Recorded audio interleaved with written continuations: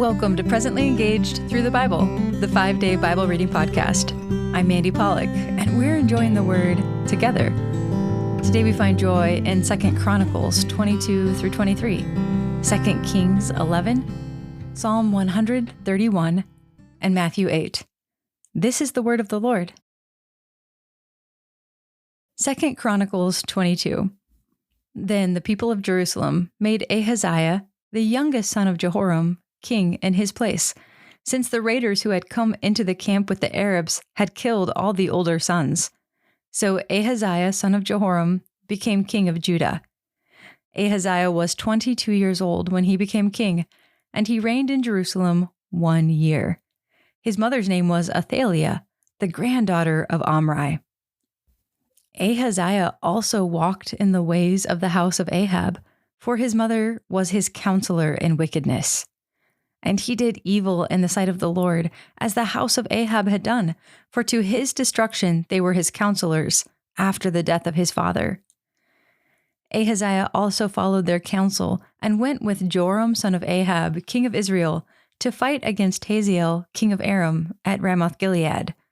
But the Arameans wounded Joram, so he returned to Jezreel to recover from the wounds they had inflicted on him at Ramah when he fought against Hazael, king of Aram. Then Ahaziah, son of Jehoram, king of Judah, went down to Jezreel to visit Joram, son of Ahab, because Joram had been wounded. Ahaziah's downfall came from God when he went to visit Joram. When Ahaziah arrived, he went out with Joram to meet Jehu, son of Nimshi, whom the Lord had anointed to destroy the house of Ahab. So while Jehu was executing judgment on the house of Ahab, he found the rulers of Judah and the sons of Ahaziah's brothers who were serving Ahaziah, and he killed them. Then Jehu looked for Ahaziah, and Jehu's soldiers captured him while he was hiding in Samaria. So Ahaziah was brought to Jehu and put to death. They buried him, for they said, "He is the grandson of Jehoshaphat, who sought the Lord with all his heart." So no one was left from the house of Ahaziah with the strength to rule the kingdom. When Athaliah, the mother of Ahaziah, saw that her son was dead, she proceeded to annihilate all the royal heirs of the house of Judah. But Jehoshabeath, daughter of King Jehoram, took Joash, son of Ahaziah, and stole him away from among the sons of the king who were being murdered. And she put him and his nurse in a bedroom. Because Jehoshabeath, the daughter of King Jehoram, and the wife of Jehoiada the priest, was Ahaziah's sister, she hid Joash from Athaliah so that she could not kill him.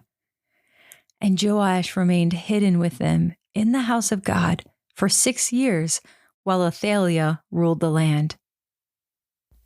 2 Chronicles 23. Then in the 7th year, Jehoiada strengthened himself and made a covenant with the commanders of hundreds, with Azariah, son of Jeroham, Ishmael, son of Jehohanan, Azariah, son of Obed, Maaseiah, son of Adiah, and Elishaphat, son of Zechari. So they went throughout Judah and gathered the Levites from all the cities of Judah and the heads of the families of Israel. And when they came to Jerusalem, the whole assembly made a covenant with the king in the house of God. "Behold, the king's son," said Jehoiada. "He must reign, just as the Lord promised concerning the descendants of David. This is what you are to do. 1/3 of you priests and Levites who come on duty on the Sabbath shall keep watch at the doors. 1/3 shall be at the royal palace, and 1/3 at the foundation gate, while all the others are in the courtyards of the house of the Lord. No one is to enter the house of the Lord except the priests and those Levites who serve. They may enter because they are consecrated, but all the people are to obey the requirement of the Lord. The Levites must surround the king with weapons in hand, and anyone who enters the temple must be put to death. You must stay close to the king wherever he goes." So the Levites and all Judah did everything that Jehoiada the priest had ordered. Each of them took his men, those coming on duty on the Sabbath and those going off duty, for Jehoiada the priest had not released any of the divisions. Then Jehoiada the priest gave the commanders of hundreds the spears and the large and small shields of King David that were in the house of God. He stationed all the troops with their weapons in hand, surrounding the king by the altar and the temple, from the south side to the north side of the temple. Then Jehoiada and his sons brought out the king's son, put the crown on him, presented him with the testimony, and proclaimed him king. They anointed him and shouted, "Long live the king!"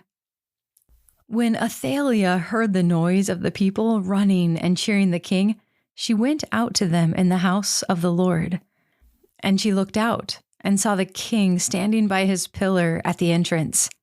The officers and trumpeters were beside the king, and all the people of the land were rejoicing and blowing trumpets, while the singers with musical instruments were leading the praises.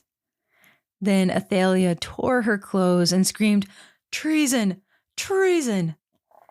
And Jehoiada the priest sent out the commanders of hundreds in charge of the army, saying, "Bring her out between the ranks, and put to the sword anyone who follows her." For the priest had said, "She must not be put to death in the house of the Lord." So they seized Athaliah as she reached the entrance of the horse gate to the palace grounds, and there they put her to death.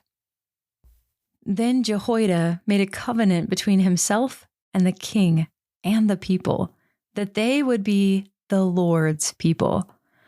So all the people went to the temple of Baal and tore it down. They smashed the altars and idols to pieces and killed Mattan, the priest of Baal, in front of the altars. Moreover, Jehoiada put the oversight of the house of the Lord into the hands of the Levitical priests, whom David had appointed over the house of the Lord, to offer burnt offerings to the Lord, as is written in the law of Moses, with rejoicing and song, as ordained by David. He stationed gatekeepers at the gates of the house of the Lord, so that nothing unclean could enter for any reason. He also took with him the commanders of hundreds, the nobles, the rulers of the people, and all the people of the land, and they brought the king down from the house of the Lord and entered the royal palace through the upper gate. They seated King Joash on the royal throne, and all the people of the land rejoiced. And the city was quiet, because Athaliah had been put to the sword. 2 Kings 11. When Athaliah, the mother of Ahaziah, saw that her son was dead, she proceeded to annihilate all the royal heirs. But Jehosheba, daughter of King Joram, the sister of Ahaziah, took Joash, son of Ahaziah, and stole him away from among the sons of the king who were being murdered. She put him and his nurse in a bedroom to hide him from Athaliah, and he was not killed. And Joash remained hidden with his nurse in the house of the Lord for 6 years, while Athaliah ruled the land. Then in the 7th year, Jehoiada sent for the commanders of hundreds, the Kerites, and the guards, and had them brought into the house of the Lord. There he made a covenant with them and put them under oath. He showed them the king's son and commanded them, "This is what you are to do. A third of you who come on duty on the Sabbath shall guard the royal palace. A third shall be at the gate of Sur, and a third at the gate behind the guards. You are to take turns guarding the temple. The 2 divisions that would go off duty on the Sabbath are to guard the house of the Lord for the king. You must surround the king with weapons in hand, and anyone who approaches the ranks must be put to death. You must stay close to the king wherever he goes." So the commanders of hundreds did everything that Jehoiada the priest had ordered. Each of them took his men, those coming on duty on the Sabbath and those going off duty, and came to Jehoiada the priest. Then the priest gave to the commanders of hundreds the spears and shields of King David from the house of the Lord. And the guards stood with weapons in hand, surrounding the king by the altar and the temple, from the south side to the north side of the temple. Then Jehoiada brought out the king's son, put the crown on him, presented him with the testimony, and proclaimed him king. They anointed him, and the people clapped their hands and declared, "Long live the king!" When Athaliah heard the noise from the guards and the people, she went out to the people in the house of the Lord. And she looked out and saw the king standing by the pillar, according to the custom, The officers and trumpeters were beside the king, and all the people of the land were rejoicing and blowing trumpets. Then Athaliah tore her clothes and screamed, "Treason! Treason!" And Jehoiada the priest ordered the commanders of hundreds in charge of the army, "Bring her out between the ranks, and put to the sword anyone who follows her." For the priest had said, "She must not be put to death in the house of the Lord." So they seized Athaliah as she reached the horses' entrance to the palace grounds, and there she was put to death. Then Jehoiada made a covenant between the Lord and the king and the people, that they would be the Lord's people. He also made a covenant between the king and the people. So all the people of the land went to the temple of Baal and tore it down. They smashed the altars and idols to pieces, and they killed Mattan the priest of Baal in front of the altars. And Jehoiada the priest posted guards for the house of the Lord. He took with him the commanders of hundreds, the Kerites, the guards, and all the people of the land, and they brought the king down from the house of the Lord and entered the royal palace by way of the gate of the guards. Then Joash took his seat on the royal throne, and all the people of the land rejoiced. And the city was quiet because Athaliah had been put to the sword at the royal palace. Joash was 7 years old when he became king. Psalm 131, a song of ascents of David. My heart is not proud, O Lord. My eyes are not haughty. I do not aspire to great things or matters too lofty for me. Surely I have stilled and quieted my soul, like a weaned child with his mother. Like a weaned child is my soul with me. O Israel, put your hope in the Lord, both now and forevermore. Matthew 8. When Jesus came down from the mountain, large crowds followed him. Suddenly a leper came and knelt before him, saying, "Lord, if you are willing, you can make me clean." Jesus reached out his hand and touched the man. "I am willing," he said. "Be clean." And immediately his leprosy was cleansed. Then Jesus instructed him, "See that you don't tell anyone, but go, show yourself to the priest and offer the gift prescribed by Moses as a testimony to them." When Jesus had entered Capernaum, a centurion came and pleaded with him, "Lord, my servant lies at home, paralyzed and in terrible agony." "I will go and heal him," Jesus replied. The centurion answered, "Lord, I am not worthy to have you come under my roof, but just say the word, and my servant will be healed. For I myself am a man under authority, with soldiers under me. I tell one to go, and he goes, and another to come, and he comes. I tell my servant to do something, and he does it." When Jesus heard this, he marveled and said to those following him, "Truly I tell you, I have not found anyone in Israel with such great faith. I say to you that many will come from the east and the west to share the banquet with Abraham, Isaac, and Jacob in the kingdom of heaven. But the sons of the kingdom will be thrown into the utter darkness, where there will be weeping and gnashing of teeth."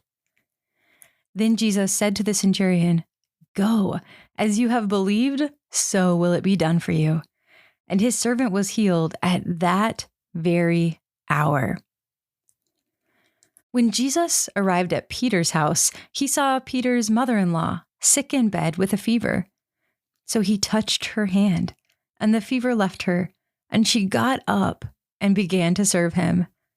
When evening came, many who were demon-possessed were brought to Jesus, and he drove out the spirits with a word and healed all the sick. This was to fulfill what was spoken through the prophet Isaiah. He took on our infirmities and carried our diseases. When Jesus saw a large crowd around him, he gave orders to cross to the other side of the sea. And one of the scribes came to him and said, "Teacher, I will follow you wherever you go." Jesus replied, "Foxes have dens and birds of the air have nests, but the Son of Man has no place to lay his head." Another of his disciples requested, "Lord, first let me go and bury my father." But Jesus told him, "Follow me, and let the dead bury their own dead." When he got into the boat, his disciples followed him. Suddenly, a violent storm came up on the sea so that the boat was engulfed by the waves. But Jesus was sleeping. The disciples went and woke him, saying, "Lord, save us! We are perishing." "You of little faith," Jesus replied, "why are you so afraid?" Then he got up and rebuked the winds and the sea, and it was perfectly calm. The men were amazed and asked, "What kind of man is this? Even the winds and the sea obey him." When Jesus arrived on the other side in the region of the Gadarenes, he was met by 2 demon-possessed men coming from the tombs. They were so violent that no one could pass that way. "What do you want with us, Son of God?" they shouted. "Have you come here to torture us before the appointed time?" In the distance, a large herd of pigs was feeding. So the demons begged Jesus, "If you drive us out, send us into the herd of pigs." "Go," he told them. So they came out and went into the pigs, and the whole herd rushed down the steep bank into the sea and died in the waters. Those tending the pigs ran off into the town and reported all this, including the account of the demon-possessed men. Then the whole town went out to meet Jesus. And when they saw him, they begged him to leave their region. And now, you who are made in God's image, may the grace of the Lord Jesus Christ and the love of God and the fellowship of the Holy Spirit be with all of you.